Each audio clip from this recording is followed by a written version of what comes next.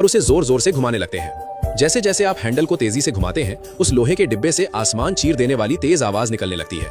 ये आवाज 2.5 किलोमीटर दूर गांव तक पहुंच जाती है। ग्रामीण समय रहते चेतावनी सुन लेते हैं और सुरक्षित स्थान पर पहुंच जाते हैं। इस तरह किसी की जान नहीं जाती। अब आप ये जानने के लिए उत्सुक हो जाते हैं कि बिना बिजली और बिना ईंधन के ये लोहे का डिब्बा इतनी तेज आवाज कैसे पैदा कर सकता है। जब आप उसे खोलकर देखते हैं तब उसकी कार्यप्रणाली समझ में आती है। इसके अंदर 3 स्तरीय 3 stage planetary gear transmission system लगा होता है। हैंडल से जुड़ा मुख्य बड़ा गियर एक छोटे गियर को घुमाता है, जो आगे दूसरे छोटे गियर को घुमाता है। 3 चरणों की इस गियर व्यवस्था के कारण कुल गियर अनुपात 1:32 हो जाता है। अर्थात यदि आप हैंडल को प्रति मिनट 60 बार घुमाते हैं तो गियर की सहायता से मुख्य शाफ्ट लगभग 1900 आरपीएम यानी प्रति मिनट 1900 चक्कर की गति से घूमने लगता है। मुख्य शाफ्ट पर रेडियल ब्लेड वाला एक घूमने वाला पहिया लगा होता है, जिसे रोटर कहा जाता है। यही तेज ध्वनि उत्पन्न करने का मुख्य स्रोत होता है।